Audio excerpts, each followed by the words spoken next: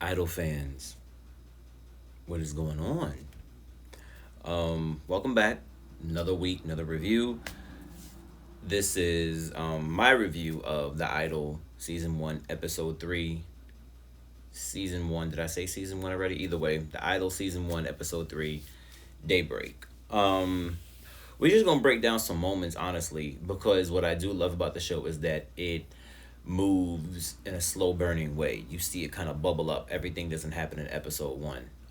That being said, we did open with my favorite character on the show, Destiny, who is played by, like I said, I believe her name is Divine Joy Randolph, Philly's own, and Chaim, I believe is how you say his name. And this is Jocelyn's management team, of course. Um, Leia is on the phone with Jocelyn's team, letting them know what's really going on. Now, before all of that, um, Tedros wakes Jocelyn up and says, "Let's go shopping." So this is how we even get to this opening scene. Now, one of the most shocking moments, and I think this is the stuff that they were talking about when they were first reviewing the show, is that there's gonna be some scenes that are very raunchy and that are kind of, cringy. This is one of them. This keeps happening in front of Leia. Leia is an interesting soul. Um, with that being said, they have gotten into this position now where Tedros is in full control of basically everything that goes on with Jocelyn, that goes on with Leia, that goes on with whatever, however. And they're on their way to go shop. And believe they're going to Valentino. And as Jocelyn is trying on clothes, modeling stuff for Tedros, and he's basically just making sure she gets a new wardrobe. My first thing was when they were talking about her going shopping was whose money is she spending? Because Chaim definitely let it be known that she was broke and that he was floating her half of the mortgage and whatever the case may be. So my whole thing was where's the money coming from? It must just be, credit cards and whatever the case may be. So I say all that to say in the car, Jocelyn and Tedros in the back doing some things, some adult stuff, and I'm pretty sure Leia was creeped out.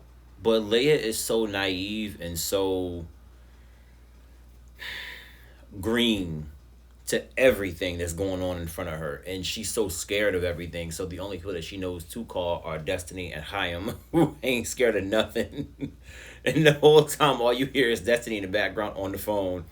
I told you she's stupid. She ain't saying stupid. I told you she dumb as bleep. I told you she this, she that. I told you. I told you this girl is dumb. She is literally my favorite character. Long story short, let's just get into the boutique scene. They get in the boutique, they shopping. Um, Paparazzi's there when they arrive, and Leia's pretty sure that Tedros called the paparazzi. He probably did. They get to the boutique, they shopping.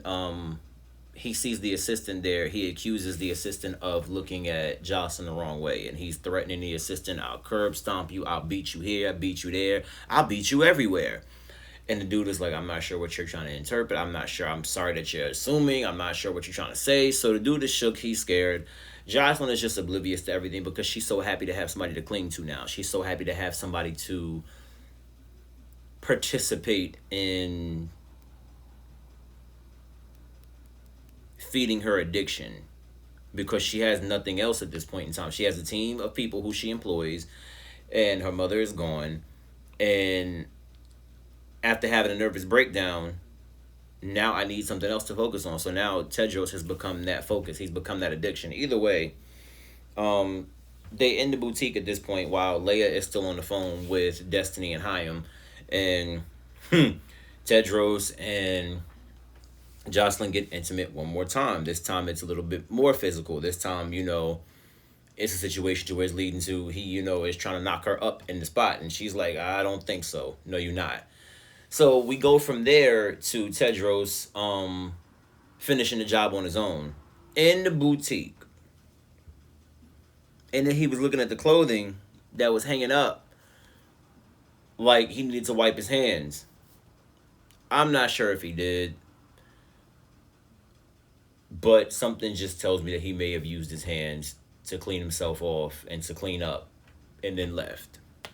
They get back to the house with the bags, and then Destiny and Chaim meet Tedros.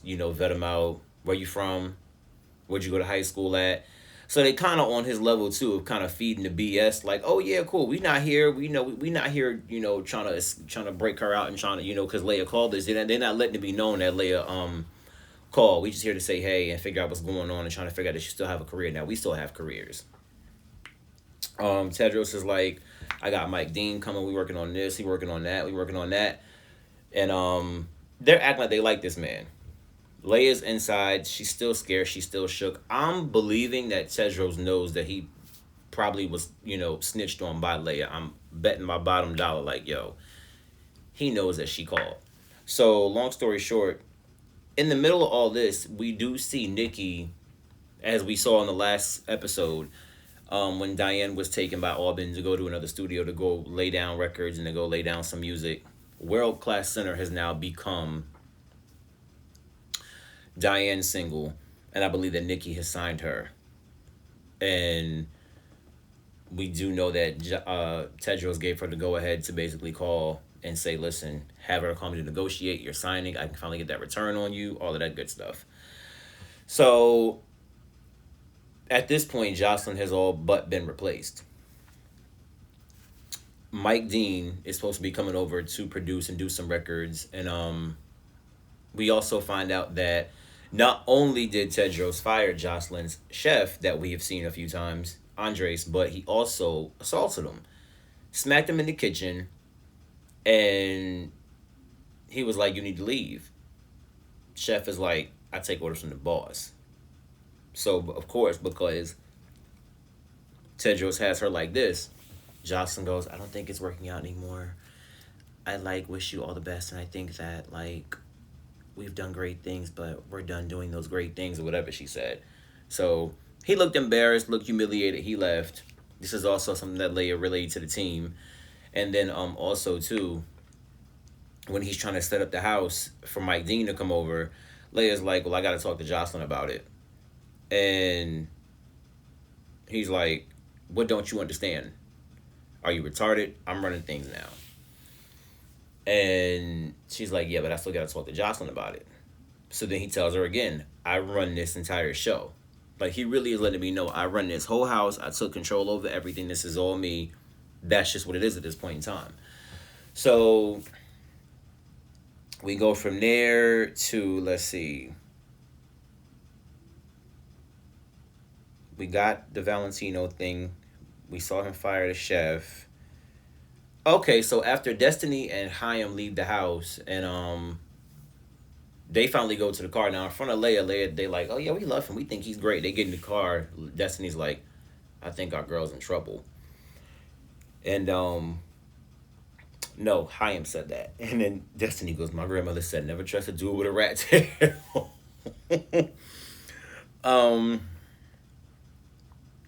So once they leave, again, Tedros and Jocelyn have resumed another round of let's do the nasty.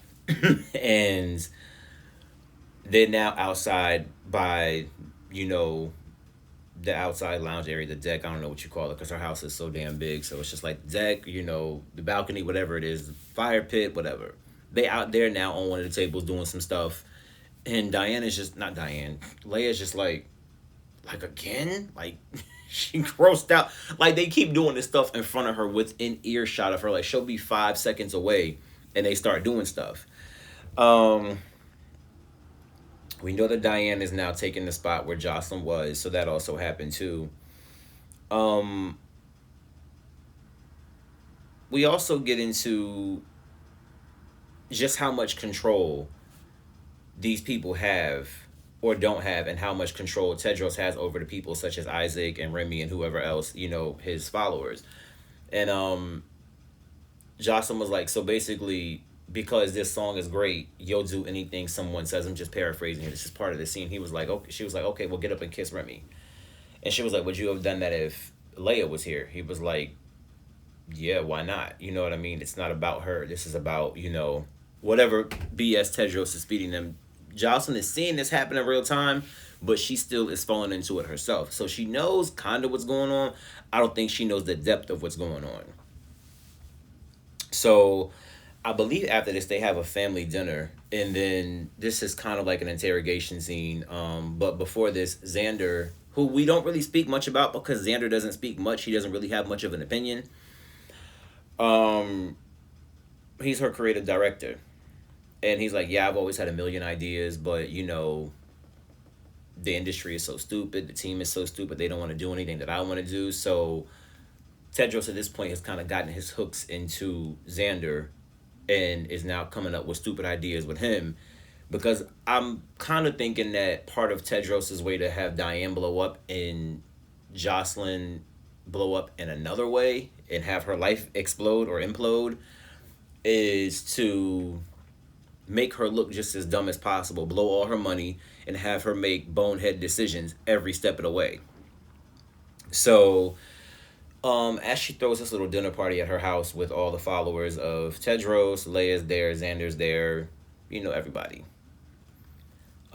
He's grilling her, trying to figure out exactly why and what the last song is that she wrote. The title of the episode is the last song that she wrote, called Daybreak.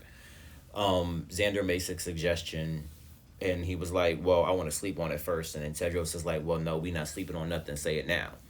So the infamous photo with the materials, the substances on Jocelyn's face from episode 1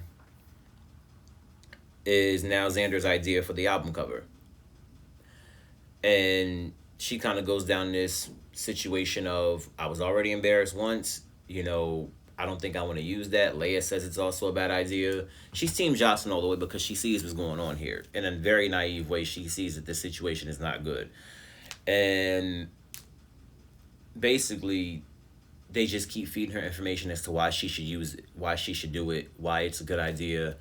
And she's like, I don't want to feel betrayed by the internet again. I don't want to have a hashtag about me all over again. I don't think this is a good idea. This is not the right idea for me to do. I don't think this is good. I don't think I should. This probably isn't smart for me to do. I probably won't. It probably ain't gonna happen. I'll sleep on it. If we do use it, maybe I'll say new music coming soon. I guess that was supposed to be a, double entendre or whatever the case may be. I'm not sure, but either way, that was one of Xander's ideas. Xander, I'm starting to understand why he doesn't speak much, because when he speaks, this is what comes out. um, Jocelyn and Cedros have a little bit of a little tug of war. They have a little bit of an exchange. She's like, at the end of the day, I know what I'm doing. I know how to make music. You're new to this. I've been in the industry for over a decade. He's like, what's the last song you wrote? You don't write about nothing real. Write about the darkness in your life. Last song you wrote was Daybreak. That was over a year ago. Xander brings up her mother because he was like, when they were talking about what she writes about and why she wants to do this and what she wants to be an artist for and how serious she wants to be taken, her mother comes up. Xander was like, well, yeah, her mom was like one of a kind. And they get into the details of her mother and how she used to abuse Jocelyn. And her mother's actually one that purchased the house. And we're getting into why Jocelyn is comfortable having all these people around, because she was always afraid that this house would never be filled up. The house was too big to be filled up, and that she would always feel lonely some type of way when her mother bought the house. So we find out that her mother used to abuse her with a hairbrush, and that she did this until she was too weak from the chemo to pick up the hairbrush to abuse her. So she would hit her with the hairbrush anywhere she felt like it on her body, whenever she did anything that she felt was disobedient. If she smiled too hard, if she ate something, if she felt Jocelyn was too big, whatever it was, if she didn't exercise, whatever it was, Jocelyn got hit with the brush. And this happened while Xander was an employee, of course. And it looks like maybe Xander didn't do anything at all to stop it or to step in, because he was employed. And Tedros honestly brought up a good point. So you were here, you were employed, you got a paycheck, but you didn't do anything to stop this. You didn't step in. And that discussion continued on, and then Tedros instructed Isaac to take Leia to bed. She looked sleepy. Jocelyn was like, "That's okay. You can go ahead and go." She's crying at this point because this truth came out. She didn't want to talk about this in front of everybody, but Tedros forced her to because he was like, "I don't keep secrets from nobody at this table. So neither will you, and you won't keep secrets from me, and this won't make me love you any less." Mind you, these people have known each other for days, and we already talking love. This is the weirdest situation going on here. Anyway, um, Tedros instructs her to get the hairbrush that her mother used on her. Um, because the table was distraught about this story. They were all crying about it. They were all upset about it. He says, go get the hairbrush so she can work through the pain, because after that the results will be better. Um, we don't know exactly what took place. I have my own thoughts on what took place. I won't say exactly what I think took place, but if you see my face, you can kind of guess what I'm thinking took place with some situations with this brush. I'm not entirely sure all the way. Um, but I do know it was almost like some sort of reverse psychotherapy situation. Like he beat her with the brush the way that her mother would beat her with the brush. We saw Jocelyn in tears. She was bent over. She was on the floor. And then afterward, it was looking like Jocelyn was in the bath with him, and that he was bathing her, and like almost like he had cleansed her of whatever, of the past, of the trauma. I don't know. Um, Let me see. Was that it? Oh, at the end, I think he was like, "I'm hungry, y'all. If y'all heard my stomach growl just now, I'm hungry. I've lost 70 pounds, so I don't eat past a certain time." So once that's it for me. No, I've lost 71 pounds as of today. Um, what did he say? Oh no, what did Jocelyn say? Jocelyn was like, "Thank you for taking care of me." And we also kind of see her in the next episode allude to, it's nice having you take control of stuff and not having to wake up and know what to do and be in charge all the time. So she's enjoying the fact that Tedros is in control, and he's in control, but her life is spiraling. And I think we've seen this with a lot of young ladies and a lot of ladies in the game, to where they have these people getting control of their lives, and we don't really know exactly how it gets this far or why it gets this far. Um, but this is kind of a prime example of when we see different things happen to certain girls in the game, when they get in relationships, and certain people become producers, or certain people become in charge of their careers, certain people get in charge of the creative direction and the music, and you're like, what the hell is this? Who's in charge?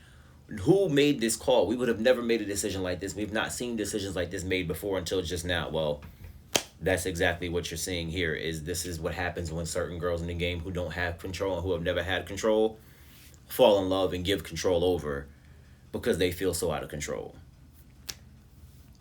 Um,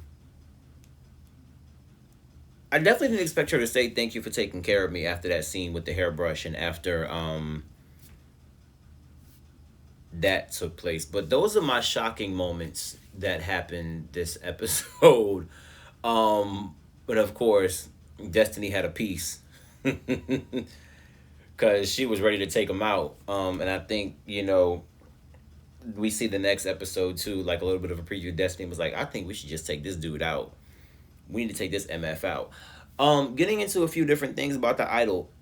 I don't know if this is true. I have heard potentially that season one may be the only one. It was on Instagram, I think on the Neighborhood Talk or the Shade Room or Spiritual World, one of those outlets. And I think they were like, the Idol season one will be the only season after 6 episodes. I'm not sure if that's true. I don't know if HBO made a statement about that or not. Um, it's a bummer. And again, what I will say is that it's not for everyone. But I can appreciate what the Idol offers, and I can appreciate the budget that was spent, and I can appreciate the network that it's on, because to me, this is where Empire should have been. This is what Empire should have been. Empire really had it really had the potential to go there. And Empire lasted a very long time. This is where Star should have been. This is where Queens should have been. All the black shows about record labels in the industry need networks like this. They need budgets like this. Not that Empire and Queens and Star didn't have big budgets, but this is an even bigger budget. This is a bigger bag. And they have the wherewithal to go there. They have the boundaries loosened up a little bit more on HBO to go there versus Fox and versus ABC. They didn't have it to go there. They could only go but so far. So it was watered down a little bit and it was sugar coated a little bit and it was prettied up a little bit as to where this can go exactly where the industry has the potential to go. So um I don't know. It would be a little bit sad if the Idol didn't have another season, but I wasn't totally sure if it was gonna have a second season anyway. I always thought it would be like a one-off miniseries, but watching, I'm like, this could kind of go far. Um, Also, too, is it just me or could this exist in the same universe as Swarm, another show that we saw earlier this year that won't have another season because it was supposed to be a one-off. I didn't know that. I thought maybe it would have another season, but I mean, it kind of tightened up like it was gonna be, like a movie anyway. It wrapped up, fairly well. I wish they would put all the songs out that we heard in that. Either way, the music from this continues to be great. Of course, The Weeknd doesn't miss. Um, Popular and Double Fantasy are doing very well on the charts. I think Popular just gave Madonna like another entry on the Hot 100, and I think she's the only artist to have 5 decades on that chart, or one of the only other artists, her and Cher, over 5 decades. And I think it also hit the R&B charts too. So I think it gave her like her 16th entry in the R&B chart. Popular's a great song. It gives me Pharrell, Neptune's 2002, 2003, Take You Home, Bow Wow, Hot in Her, Nelly vibes. It's my joint right now. It's on the cardio playlist in the morning. But either way, that was The Idol, Season 1, Episode 3, Daybreak. Let's see what the next 3 episodes bring. We halfway through the season now. I do know this is supposed to be Anne Heche's final appearance as an actress before she passed. So let's just see what it brings. I've enjoyed it thus far. I'm still in. I'm going to finish the season. I hope that we get another season. If we don't, it was fun. What did y'all think? What are y'all expecting to see? What do you think about this whole situation with Diane, Tedros, and Jocelyn? What do you think when she finally finds out the truth? Because apparently, I think we'll see Diane say that she needs to tell Jocelyn something as well. So I think we're gonna see some things kind of implode next episode too. So what are y'all thinking? That's exactly what I'm interested to see next season or next episode. I keep saying next season, so maybe if we put it out there enough, we'll have another season. Anyway, guys, that was it for me. Hope you enjoyed the review. Don't forget to like, rate, comment, subscribe, all of that good stuff. Comment. It's completely and totally free. Hope you enjoyed the review. Tell me what you thought. Tell me what I missed. Tell me what are you looking forward to. Later.